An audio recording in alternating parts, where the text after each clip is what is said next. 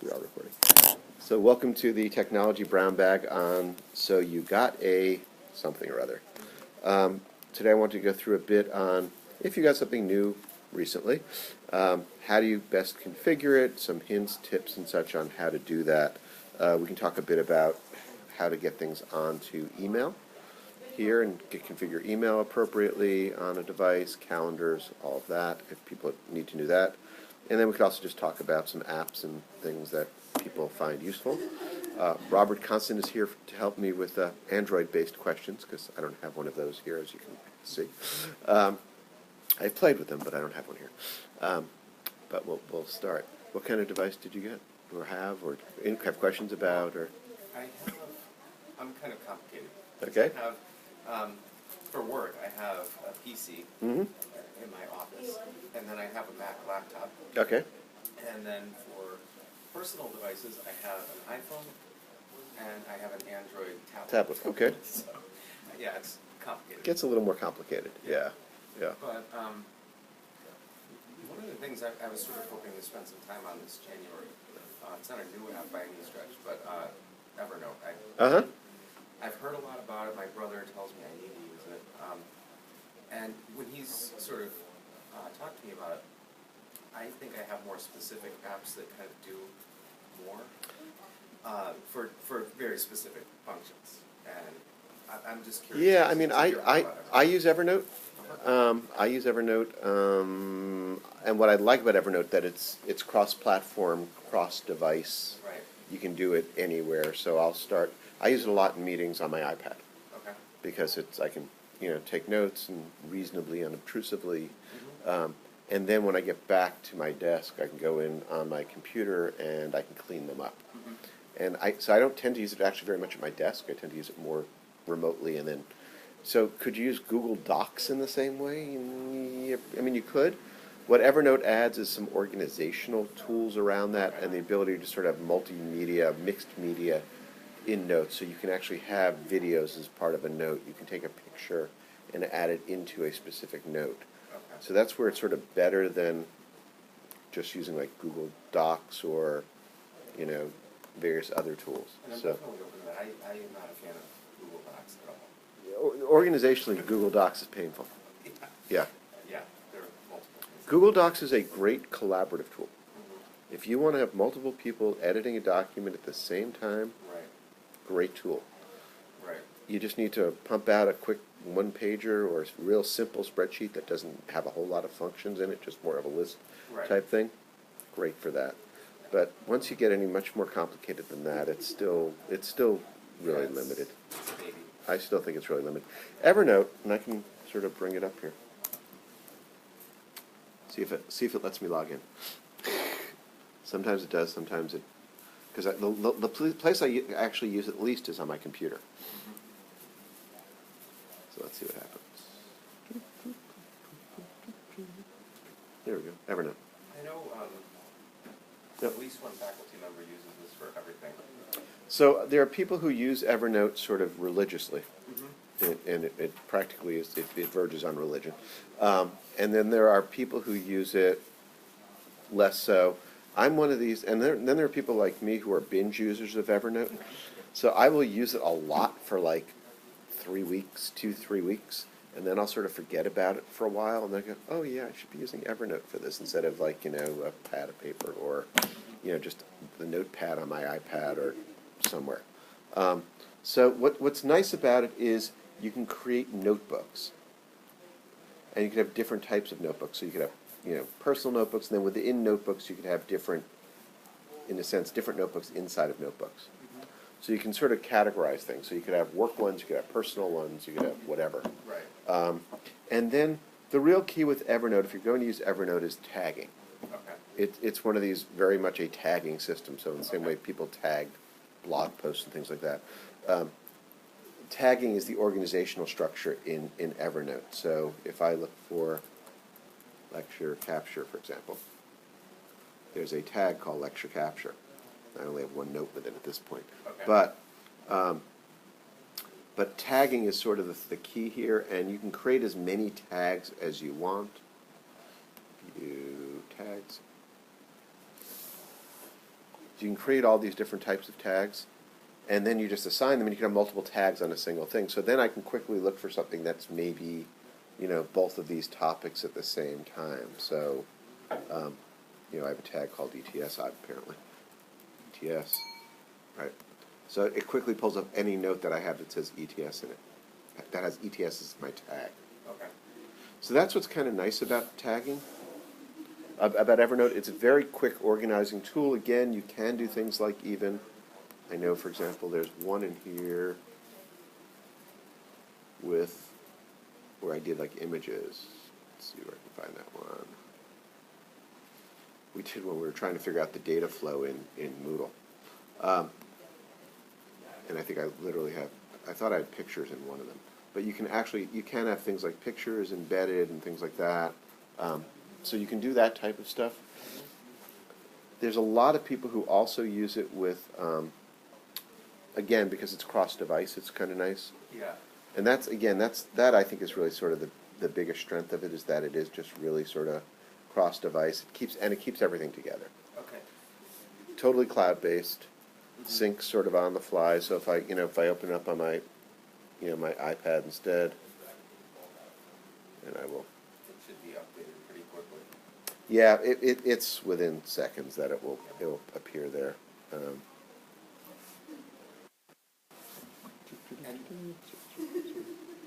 We do this code so that someone can't hijack our Apple TV when we're in the middle of something. That's a good thing. So, but yeah, if I do Evernote here, oops.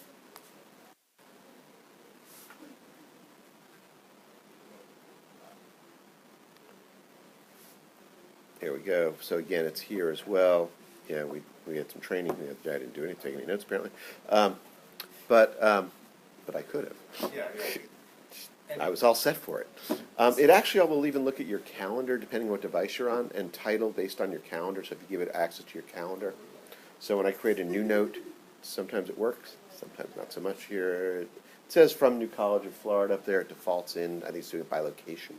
It will also do it by location. There's different ways it will do it.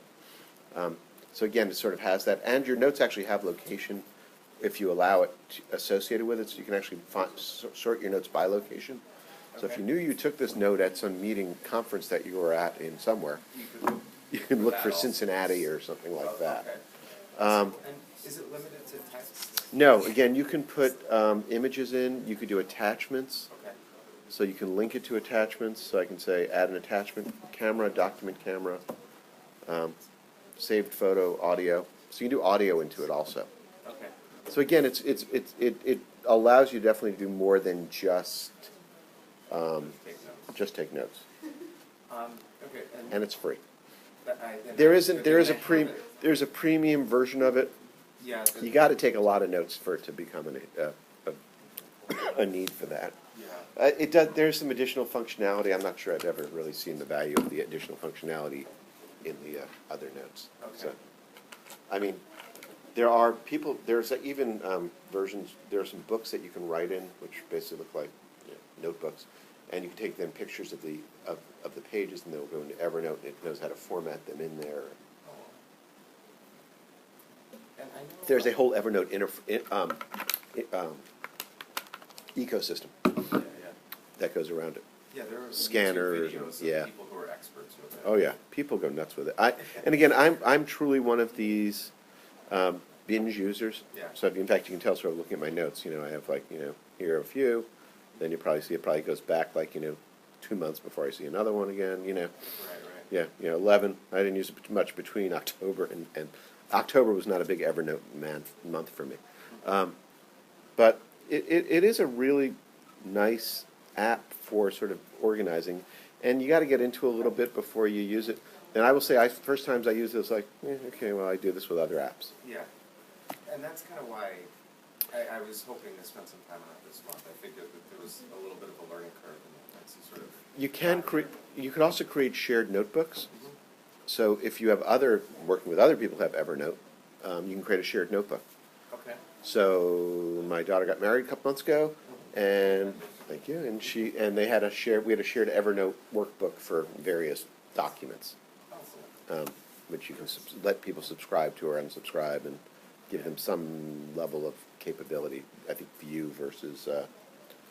There's also a chat feature now with other users. So again, they're trying to add a full set of features here. Okay. I know Keith Fitzgerald uses it, and he has all assignments turned in through Evernote. Interesting. I know. So there's an email capability, so you can email things to Evernote. Okay. You get some funky Evernote email address, Okay. which honestly, It just makes something up, kind of like Apple does. yeah, but it's even worse because it has like lots of numbers and you'll never remember it. Mm-hmm. It's one of those add to your address book type things. But you can do that. Okay. Yeah. I should talk to Keith about how he's using it. Moodle's working well for me as far as that goes. Great. Yeah, And for it's not assignments. completely paperless. Yeah, and again, you sort of look at it and go, there are other tools that you might be using, and why duplicate the effort? Yeah. So, again, I find it really useful for note-taking and, working on a project. So it's very project-based things also, because you say, okay, this related to this project, here's the tag for this project. And I'll talk about, this way I can quickly find all the notes on this particular thing that we're working on. Pull them all up.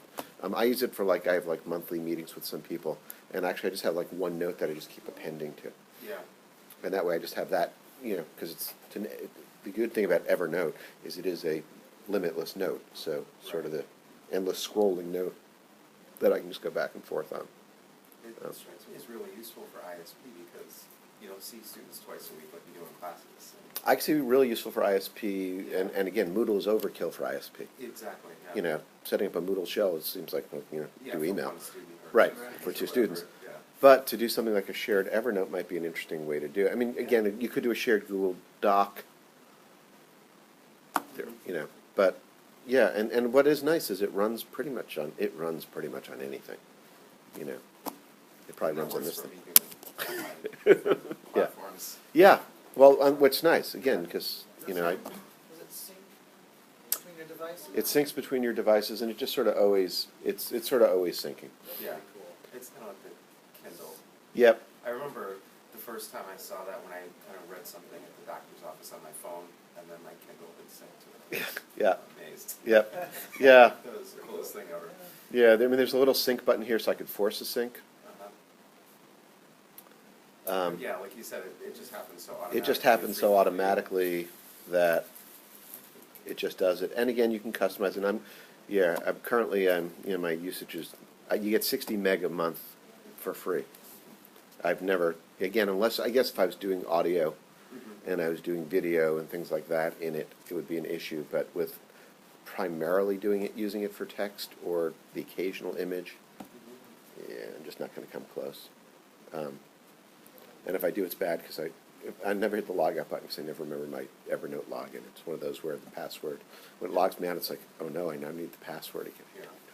Is the paid version just more capacity, or is Primarily, it's more capacity. They do add some other tagging features and such. So it gives you offline notebooks, passcode locking, which you can just do your device, a presentation mode, business card scanning, document searching, so it will actually search through attachments, note history. Apparently you get better support, and you get up your limit to 4 gigabyte a month. So again, it's not a lot of money a month compared to some services out there. I've never seen the need. I've never come close. So, and again, I'm in my episodic use of it, but Yeah. I do like it. I like it a lot. I think again, they've done some really, and if I could refer enough, hey, for each person I prefer, that's okay. But again, it'll do the camera, it'll do text. You can do reminders and lists, and it's been around for. It's been 6-7 years, I'd guess, at least. Yeah. I mean, I remember it also does some level of character recognition. I remember one of the first things I saw people using it for was taking a picture of a wine bottle, the label, and you could, Yeah. use it to build your wine collection. That's why I think I started using it. But it didn't work all that well back in those days, but I haven't actually tried it for that in a long time. But again, you can have multiple notebooks. And again, you can see the places that you've taken your notes. Apparently, all of mine are in Florida somewhere, or at least where I've let it know. But yeah, so it's a neat tool. But that said, there are other things that do similar things out there. In terms of syncing.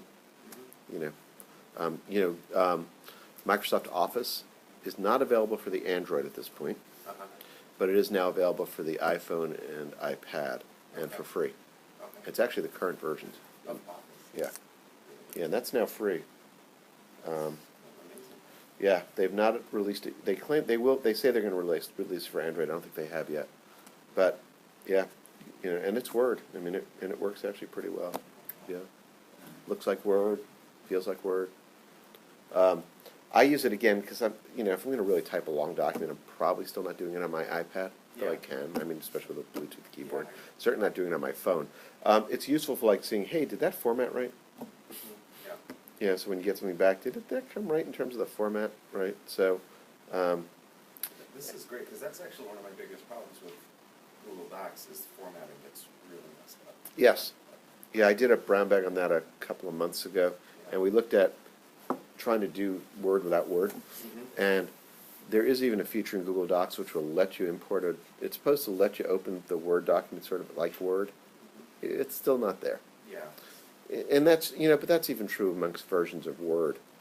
If, you don't have the font loaded, or, I mean, I have discussion with students about, they want to do their thesis in Open Office. Yeah, I know. And it's like, please don't do that. I Please. struggle. I tell them that this is one thing you don't want to be cheap about. Right. Right. And again, you can get Office. It's not that expensive for it. But don't, because footnotes and things like that, and especially anyone who has any kind of charts or images in it, the formatting just quickly goes to hell. In any other tool. I mean, I just don't do it. It's like, it's just, unless you can truly just stay in that program and then get to the point where you print it, don't plan on doing a reformat somewhere through the middle of it. Right. So, it's just not a good idea. So, but other stuff, let's see. Anything other stuff you're looking at now, or apps? There is a Moodle app. Is there? Yeah, it doesn't really do much. I've actually used it through, Works fine on just the iPad or the phone. Yeah, I use Chrome on my... Yeah, it works fine.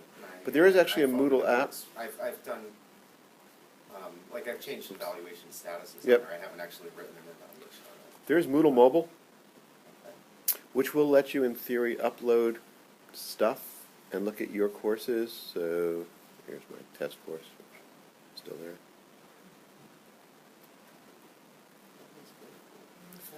I mean, the students could get that. And Students can do this, yep. A little bit, just a little more user-friendly. It's a little bit more user-friendly, and when you get to the point where you really want to go in, there's the button there that says website, and it does open up the web. It opens up internally a version of it.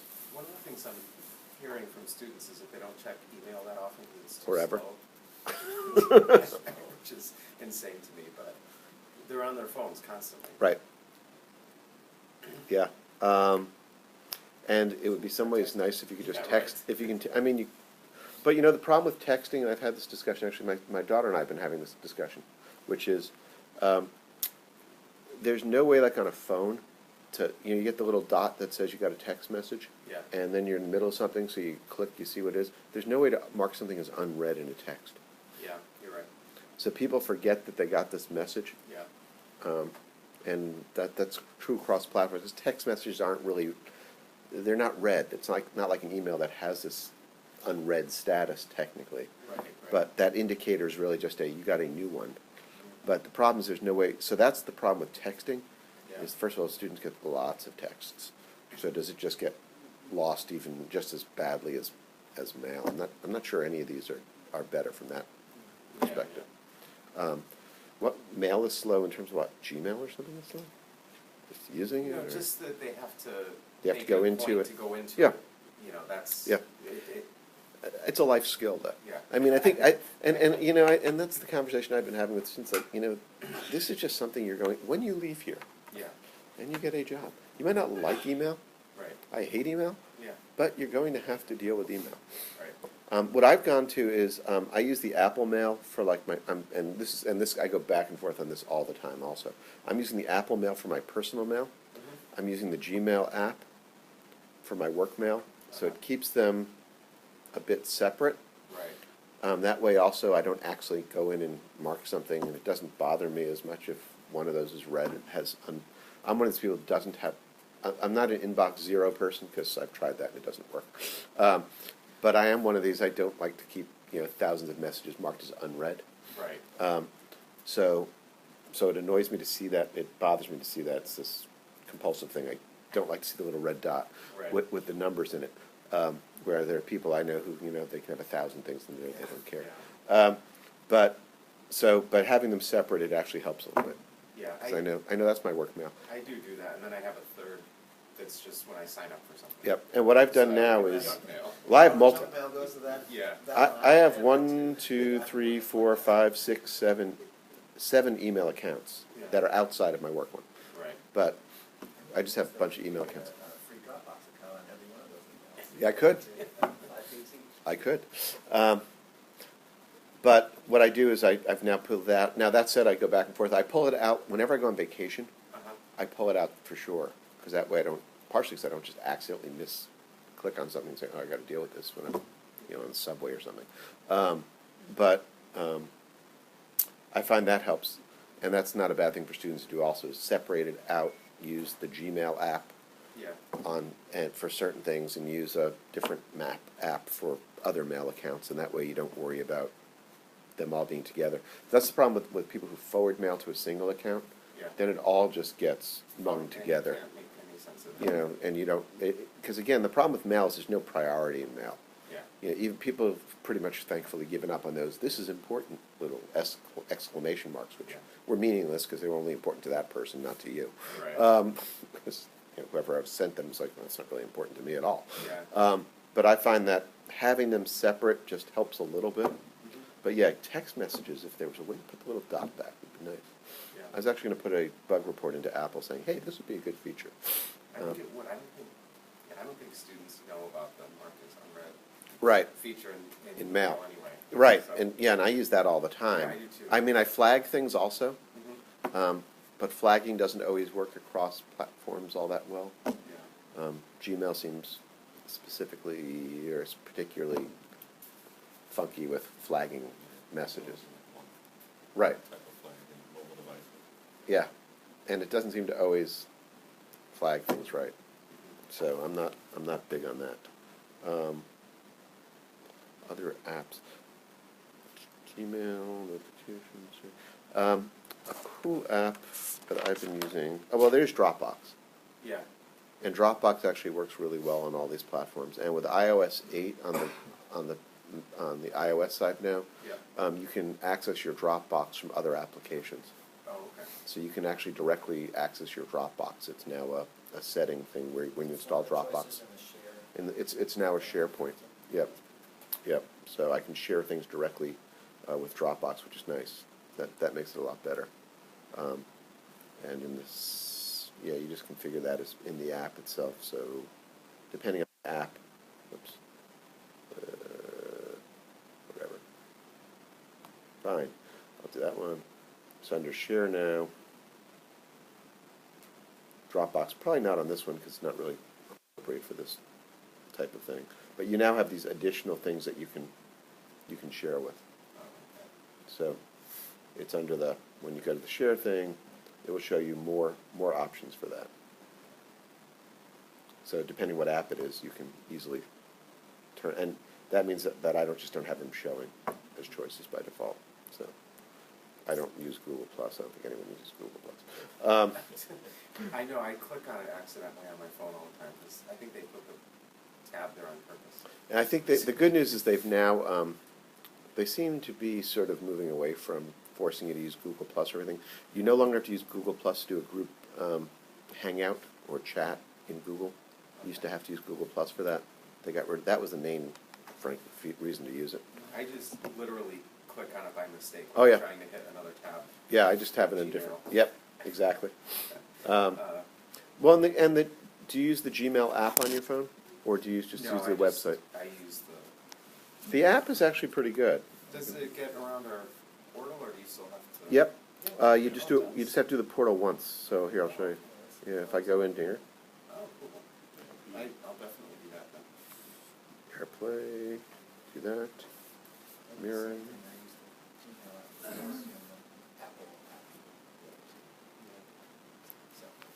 There we go. Should let me do that now. They don't use a JavaScript interfaces, so Yes. they're changing the desktop interface to be more like their mobile version. There we go. That's the popular number for today, apparently. Yeah, so if I go to here, here's the Gmail app. So I'll go in, and it will not. It's not going to make me. Oh, that's beautiful. Yep. Inbox. Yep. And it's what's nice again about this is if I go into accounts over here, this little drop down at the top of the screen next to my name, you'll see my account there. If you go to manage accounts, you can turn it off.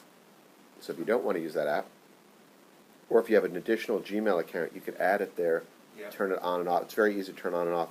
You turn it on, I think occasionally it has made me go through the Happy Bayfront Okay. picture. Yeah, right. There's some sort of authentication timeout, I think, maybe. Change passwords, you'll set- Certainly when you change passwords, but you don't have Maybe to when do you that. turn on your device. Or... No, it doesn't seem to care when I turn on the device. And that works well. The one thing I don't is somewhat problematic is I at this point still and this is I think Google has not added the capability to share things through Gmail, through the Gmail app. So if I'm like on a web page and I want to share it to someone else, under the Share tab on Safari, I have a web page here, say, the Apple thing, and I want to share this. It's not going to give me Gmail as a list on this list here Okay. to share. And I went looking. I could put it into Evernote then. See, there's an Evernote there. I could do it to LinkedIn. I can't. Yeah, Gmail's not an option yet. I can cut and paste the link. I wonder if it's more part of an Apple thing than it is just say. They seem to be allowing people to do this now. So I think this might actually be that Google hasn't caught up. It could easily be an Apple Google political thing, and I'm not. Whatever. The good news, you can just copy. And it will copy the URL, and then if I go into Mail, compose, and paste it. Yeah. So it does that fine. This is a really dumb question. How do you paste on the iPhone? I figured out how to copy. I've never figured out how to paste. So you just hold your finger down Oh. when you have something in the copy buffer in the clipboard. Hold it on the. Hold it on wherever where you want it to paste. where you want to paste it. You'll get that little circle. Okay. It'll then come up saying select. It'll say whatever the choices are. So, Okay. and just hit paste. Yep. And that's actually, and then so and then I select all. If I want to copy, now it gives me the copy options instead. So when something's selected, it'll show me copy. If you're sort of nowhere, it'll say paste. Okay. Yep. And you can do that with images as well as text. So you can copy and paste an image without an issue. The only thing I don't like about this app is occasionally I archive things by accident. It's very easy to archive things. So Caroline has asked for a seminar room, and that button right there next to the trash can to the left of it is archive, Yeah. Okay. not file, not something else. You got to come here. Download or something. Or Yeah, you got to come here. Then you got to say mark is unread. So it's a little bit. I have archived things without trying, but again, it just shows up in all mail at that point. Yeah. Right. So it's not a terrible thing. But you do get all your folders, which is nice. So if you do use folders, they do all show up there. So, it's Gmail. Google's coming out with a new mail app. I don't remember exactly what it's called right now. It's available now for non-commercial, non-apps users or business or education users. They're Okay. rolling it out slowly. So if you have a personal Gmail account, you can download this new Google Mail app, Okay. which apparently is sort of a new, cleaner interface, which apparently is what's going to potentially happen on the desktop as well. Okay. The Google Mail interface on the phone's better actually than the desktop, because on the phone when you go to like everything, it has infinite scrolling. Yeah. As Yeah. opposed to you only see 50 or 100 or whatever, you can't scroll back. Right. It's actually better on the phones and tablets, and it's true of iPads and Android devices as well, than it is on the desktop going through Chrome right now, where you have to click the next button to show me more and 50 Yeah. at a time, which is sort of a concept from like 8 years ago or I know. it's like, and I guess the summer intern just hasn't gotten around to fixing that one yet, but whatever it is, but there is a new app, and the rumors are that they're going to be bringing that to the desktop as well. But yeah, the Gmail app is actually a really nice app. Okay. So yeah, I use that a lot. Another favorite app lately is something called AnyNote, Okay. and I think this is Mac and iOS. Actually, I think it's only iOS and web only. Okay. And what it does, it lets you set up like shared lists. Uh-huh. We use this for shopping Okay. primarily. It's great for shopping. Okay. In fact, my wife Allison could be adding things to the list while I'm in the supermarket. Oh, that's very handy. And they appear, and as I cross things off, Uh-huh. they show that I've picked that item up already or something like that. So you forget something and you're out shopping, someone else can add to it. Or, again, I could add to it on my iPad where it's a little easier to type than it is on my phone necessarily. Little alerts back and forth when something's added. I think it does pop up a little notification saying someone's added something or not. You know if she's added something to the list. It just suddenly starts showing up, I think I'm done, and things just keep... Sound or anything? Um, Yeah, I think part of I think there are notification capabilities. I probably have those turned off. I didn't get the black olives. They weren't critical, so I'm good. I did, however, get the toothpicks. I just didn't cross them off. Especially Thanksgiving. Right. But what's kind of nice is you can, and you can say, want to see the things that you got or didn't, and then you can go in and you can say edit, reset the list, uncross the item, and start over. Very cool. And you can organize things the way you want it. But I know it's iPhone, iPad, and I believe they have a website. I don't think there are Android. Not Now it's possible. called AnyList. AnyList, and it's free. They have a premium version, which adds some capability. Which, once again, I haven't found the need. I mean, this one is organization. This one of these companies, I might buy it at some point just because it's a really good tool, and I'd like to support them. And it's like not very much money, but Right. it hasn't come along yet. So I really like AnyList. The other app I've been using a lot is called 1Password. I'm also not sure if this runs on Android. I don't think so. I think it's Mac and iOS. Okay. And what it is, it's a password manager. What's nice with this phone is I can use my thumbprint. It's the new phone. And you can keep passwords and notes and things in there, and it syncs across devices. And you can set up a shared 1Password vault, as they're called, with other people by using, say, using your Dropbox as the location where it's stored. And it's stored in a 256 AES encrypted file, as good as anything else. And my view on this, to some extent, is you'd name it something obscure, and really, if someone wanted to break into something, are they breaking into my passwords or Chase Manhattan? Yeah, right. They're a better target. Target's a better target than I am. Yeah. But it's nice because, again, and what's nice about that tool is, depending what device you're on, you can even have it auto-fill in your passwords out of it. Right. So it lets you use more complex passwords because you don't have to remember them to type them. It will even auto-generate a password for you. I don't tend to do that, but it will auto-generate a password for you. So, and that one is not free. I'm thinking 5. I'm thinking it might be 10. It's by device. That one's not that cheap.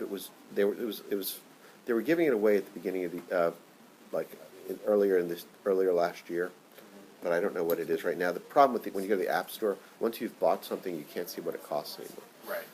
So, so I really like that. Kindle apps, things like that. I whip on that thing. Yeah. Actually, one thing that would be extraordinarily helpful to me, and I've not found a good one, is that I've gone entirely in my classes.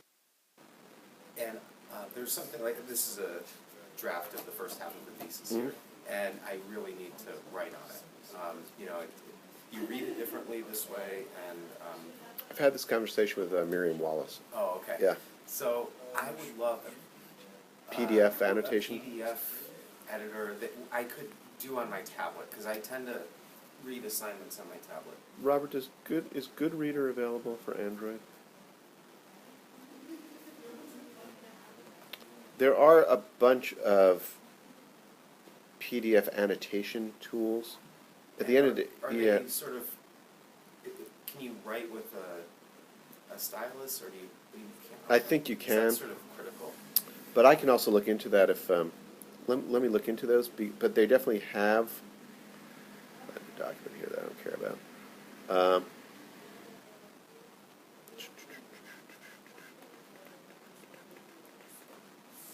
So this is something called Goodreader, but again, it might only be. This might be Mac only. This might be iOS only. This one's fine. I can go into this one, and it will let you do annotation, so you can do comments, you can Okay. do texting. It will let you either save it to that file or create a copy of it to do that. It's a nice tool for that, and you can actually, with this one, access files that are, say, stored on, if I use the right number of fingers, hello. I can actually access them on a server, so I can either my Dropbox or my Google Drive. I lose it. Ah, we've lost the picture. Probably because I was on my phone, right? Yep. Sorry about that. Runs there too. I'll just bring it up there. Still not showing it. AirPlay. I'm guessing it's the same number. Let's see if I was right. Nope, no, I'm not. Sure. Rotated the number on me. So here, Goodreader. Runs on my phone. Not sure I'd want to be trying to annotate things on my phone so much. Yeah, yeah. But I can open up a document. This is a PDF. And there's various annotation tools you can see at the bottom of the screen. Again, not really something you'd want to do on your phone necessarily. But I know that there's an iPad version. I don't know if there's an Android version. There's not. But I'll make a note. I can find a good. There are definitely Android-based PDF. Can't you do annotations in Evernote? You might be able to. Evernote might work for that. It's an Okay. interesting question. Yeah. How well you can do it there. Yeah, I mean, what I've done historically, I've used Microsoft Word and track changes for Right. thesis students, but it's impractical for a class for 40 students. Right. Whatever. Well, and the other thing is, I've had this conversation with, again, with Miriam, about the problem with track changes is you tend to become an editor, Yeah, I know. and when you're trying not to be an editor, Yeah. you're trying to provide feedback as opposed to editing. Yeah. But track changes tends to put you into this editing mode. Right. And sometimes you don't want to be in an editing mode, you want to be in a commenting mode. Now, you could bring a PDF into Google Drive Okay. and comment there. Let's see what happens if I do that. Turn off the sharing here. Even on this tablet, when Google Drive works on the iPad, on the Android device as well. We know that.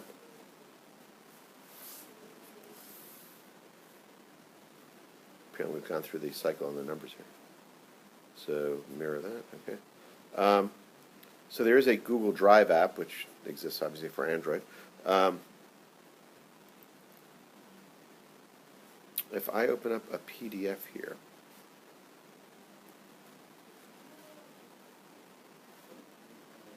let's see if I can find something that's a PDF quickly.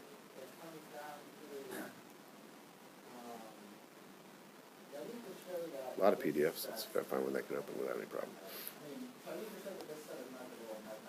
Okay, so let me just go back to my drive. So labs. PDF. I need a PDF. This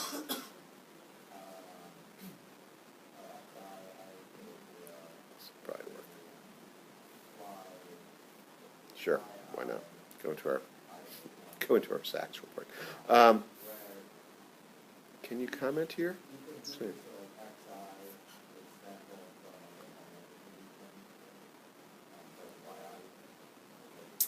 It doesn't look like it's giving me any options here to comment on it. Yeah. Now, if I open it in,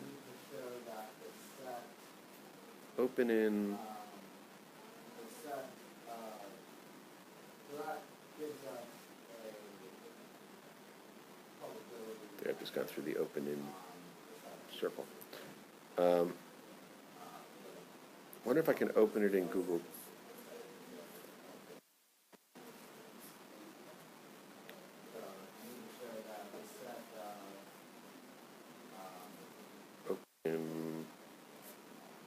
Not seeing open in Google Docs, which is sort of what I was looking to see. I mean, there are a bunch of PDF sort of tools. Okay. I've tried a couple and I sort of gave up. Yeah. Because there were a number of problems. Yeah, I'm surprised actually, if I go into Google Docs. Adobe Reader app. Yeah, there's an Adobe Reader app that has. Just like how much, what kind of editing you want to do. And just to say, like, one example, everything from this adding a word here to, well, sentence and underlining, and because what I've been doing since I went paperless is I sort of do summary comments in an email or write on Google, and that's fine for what it is, but you can't really point out like where awkward wording is, or Right. you know, if you want to underline something. Let me look into it a bit. I did do, using the Adobe Reader app, they have lots of built-in stuff, it's free. Okay. And then put it in there. Yeah, that's right. There is the Adobe. It has to be like an online PDF, or it can't be like a attachment to the Okay. So I just took one and scanned. Okay. You just draw with your finger. Yeah, just drew and then I added a little bit of text to it. Yeah, I would try downloading that. Yeah, the other thing is obviously your students need to, when they create the PDF, make sure that it is text, Yeah, not just an image PDF, an image-based PDF. right. So otherwise you have to run it through Acrobat to OCR it, because otherwise you're not going to be able to highlight text. I mean, you can, but Yeah, it's not as it's blobby. Yeah. I mean, it'll work, but also if you want to be able to search for things in the PDF, which is probably useful. Right. So, but yeah, I have used that exists for iOS as well. There's the Adobe PDF Reader, which I don't think I'm using at this point. I don't think I bothered reinstalling on this one. Yeah. No, Photoshop and voice. Someone who works for Adobe.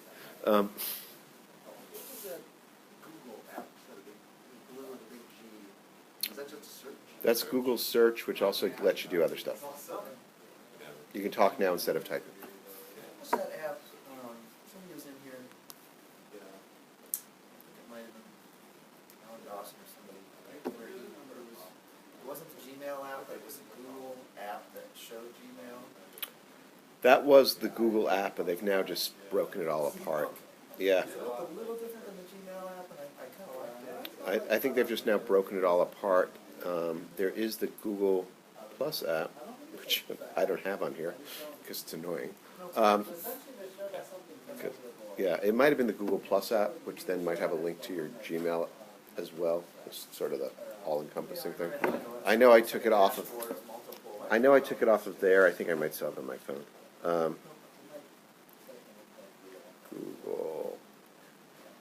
Google Plus. Got rid of it from there too. Got rid of what?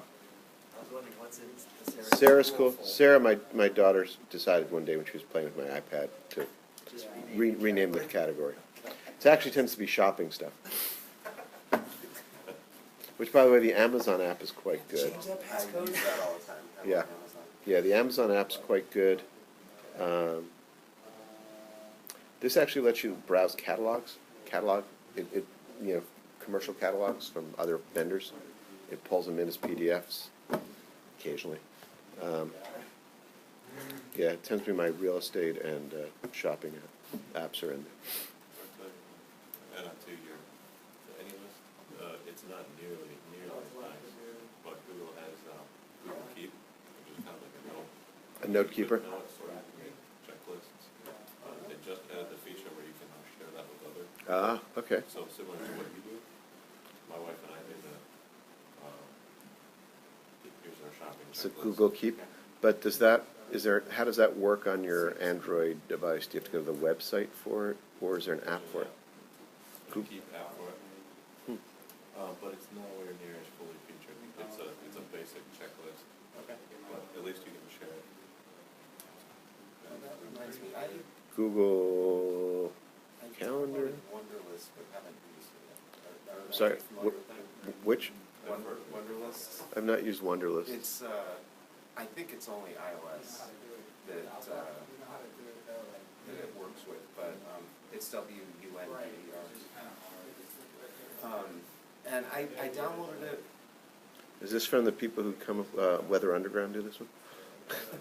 Well, they actually have a bunch of weird apps that they can, Wunderlist, yeah, this one? But I haven't played around with it yet. Yep. Simple to use list man, yeah. I downloaded some other list app recently also, and I just haven't used it because it was free for the day, and I downloaded it, and I probably can't remember where I put it anymore. But Yeah, I mean, it sounds like the Google. You don't really need a complicated checklist, right? for checklists, no. Yeah, it's pretty simple. Yeah. I mean, I do use reminders on my iPad Yeah. between the devices. I like the location-sensitive ones or aware ones. So when you get home, have this reminder pop up. So I use that one. Yeah. You go in and you say, give me this reminder when I get someplace. And you can have multiple lists. And when you add something, you can say the I saw a commercial, like, just recently, a few months back. It was remind me at a location. for Android or something, and they were touting this feature, and Apple's had it for like 4 or 5 years. Yeah. Yeah, it's, iPhone doesn't do this. yeah, remind me when you get to a location, then you can type in the location, and when you do that, what it does, it draws like a radius around it. Yeah. So you can say, you make it a wider or smaller radius around that point when you get to it. So, occasionally useful for I gotta remember to do this when I get home. Yeah. And I'm not sure when I'm getting home, and I don't want it to beep on me on my way home, because I might not be there yet, or 3 hours after, so. It's kind of funny. My brother, the same one that recommended Evernote to me, is an anti-Apple person, and he was bragging about this over Christmas when I was home. So we went to a German restaurant. He had to get a gift certificate for something. Apple's been doing that for a long time. So the coolest thing I did was on Apple Pay is available on my phone now, because I've got a new phone and it has Apple Pay, Yeah. which is great, because like you go into Walgreens, you don't have to touch anything, you just Right, pick your right. stuff. I can pay with your thumb. Especially during flu season. Yeah, but you don't want to go in these places at all, but if you do, at least you don't have to touch anything. And I used it with Open Table. I was in New York and I had an Open Table reservation, and some restaurants now you can actually pay using Apple Pay through Open Table if you made the reservation through Open Table. So I was at a restaurant and it popped up on my phone saying, hey, you can pay for this dinner using Apple Pay. You opened it up, it showed me the bill. I put my finger there, it pops up and says, hey, what tip do you want to leave? You push the button for how much of a tip you want to give, you put your finger again, pays the bill. The waiter was a little suspicious. He said, do you mind if I go check? Yeah. But, so, yeah, that technology's kind of I cool. wonder how they check. How do they? He went back and I guess when he ran the register receipt, it said paid. And what's nice, it actually shows up on my American Express, because it's tied to my American Express card. It actually just pops up like right away on my screen saying they ran it, and I can see exactly what they ran. Nothing anywhere, you don't find anything. No, they actually don't get your American Express. They don't get your credit card number. That's great. Yeah. They just get a token, which is not your number. They don't have your card and walk away with it in 10 minutes, and Yep. it's sitting somewhere. Yep. And even on the receipt, there's no sign of it, like I get a Whole Foods and I use it there. Yeah. There's no sign that I've actually, they don't know the last 4 digits of my credit card number even, it's just totally different. And so if it's linked to an account that you get miles on or something, Yep. you still get all that? Yep, yeah, so it's called it's under Passbook and you just see your credit card, yeah. Okay. And you can say, you can have multiple credit cards associated with it. Mhm. 3 credit cards associated with it. And you just set a default one and then, and what's nice, it shows you sort of, hey, the last transactions that have been made and things like that. And apparently they received my payment. Which kind of, but what's nice is that, like when someone runs my credit card at a restaurant, before they get back to me with the bill, it's already shown what they're charged to Amex. Right. So it's like, okay, this is great since I can't see anymore. But Well, thank you. you're welcome. Very helpful. Glad you can come. Yeah. Turn off all your sharing? I will turn off all my sharing. I just wonder why. Oh, push the screen went dark. Because I'd have what I usually do when I do these is I set my device not to go to sleep, and I didn't do that.